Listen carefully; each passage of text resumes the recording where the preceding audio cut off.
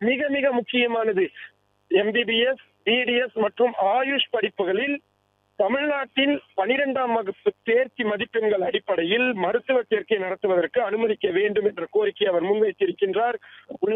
உள்ளடக்கிய வளர்ச்சி, வறுமை ஒழிப்பு போன்றவற்றில் இந்திய அரசாங்கத்திற்கே வழிகாட்டும் வகையில் நாங்கள் வறுமையற்ற தமிழ்நாடு என்ற இயக்கத்தை மிகச் சிறப்பாக முன்னெடுத்து வருகின்றோம். அதற்கு எங்களுக்கு இன்னமும் கூடுதலான நிதி என்பது மத்திய அரசிடம் நாங்கள் அன்புடன் நாடுகிறோம் என்ற விஷயத்தையும் கூறியிருக்கிறார். கோவை மாவட்டத்தில் தமிழ்நாட்டின் 2வது எய்ம்ஸ் மருத்துவமனை அமைக்க வேண்டும் என்ற கோரிக்கை என்பது முன்வைக்கப்பட்டிருக்கிறது.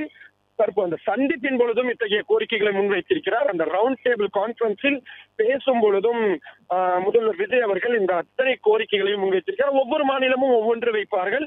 நீங்கள் வளர்ச்சியடைந்த பாரதம் என்பதை நோக்கி செல்ல வேண்டும் என்றால் மாநில அரசுகள் வளர்ச்சி அடைய வேண்டும்.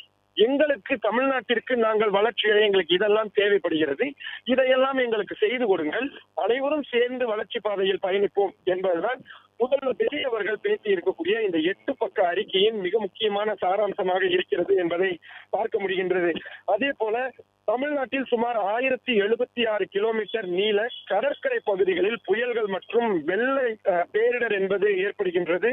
இதனால் நிரந்தரமான வெள்ள தடுப்பு கட்டமைப்புகளை உருவாக்குவதற்கும் உயிரிழப்பில்லாத பேரிடர் மேலாண்மை இயக்கத்தை செயல்படுத்துவதற்கும் எங்களுக்கு தேவையான உள்கட்டமைப்பு என்பது தேவைப்படுகின்றது. நாங்கள் ஏற்கனவே நிறைய விஷயங்களை செய்து வருகிறோம். குறிப்பாக கிளைமேட் ரெசிலியன்ட் மாஸ்டர் பிளான் 2045 கீழ் மத்திய அரசு மேம்பட்ட ஆதரவையும் தமிழ்நாட்டிற்கு வழங்க வேண்டும் என்ற ஒரு கோரிக்கையை அவர் முன்வைத்திருக்கிறார். குலசேகரப்பட்டினத்தில் இந்திய விண்வெளித்துறை சார்பில் அமைக்கப்பட உள்ள விண்வெளி உற்பத்தி மையத்தை தேசிய விண்வெளி உற்பத்தி மையமாக அறிவிக்க வேண்டும் என்ற மிக முக்கியமான ஒரு கோரிக்கை, இன்னொரு புதிய கோரிக்கையும் முன்வைக்கப்பட்டிருப்பதையும் பார்க்க முடிகின்றது. அது மட்டும் இல்லாமல் விண்வெளி பொருளாதாரத்தில் இந்தியாவின் முக்கிய பங்காற்றும் ஒரு கூட்டாளியாக தமிழ்நாடு இருக்க விரும்புகிறது. ஆனால் அதற்கு எங்களுக்கு உங்களுடைய உதவி தேவைப்படுகிறது என்பதை அவர் பயன்படுத்தி இருக்கின்றார். டிஎஸ்டி சாலையின் செங்கல்பட்டு திருச்சி வரையிலான வழியை 6 வழி சாலையாக மாற்ற வேண்டும் போன்ற முக்கியமான நெடுஞ்சாலைத்துறை சார்ந்த கோரிக்கை என்பதும் வைக்கப்பட்டிருக்கிறது. இதில் இருப்பதிலேயே ரொம்ப முக்கியம், சென்னை முதல் கன்னியாகுமரி வரையிலான அதிவேக ரயில் வழி தடம் அமைக்க வேண்டும் என்ற ஒரு கோரிக்கையை முன்வைத்திருக்கிறார். ஹை ஸ்பீட் ரயில் காரிடார் என்று அழைப்பார்கள்.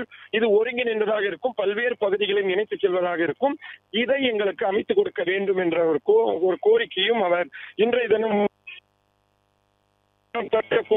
கூட்டு குடிநீர் திட்டத்திற்காக சுமார் 2284 கோடி ரூபாய் என்பதை உடனடியாக விடுவிக்க வேண்டும் என்ற கோரிக்கையும் முன்வைத்திருக்கிறார்.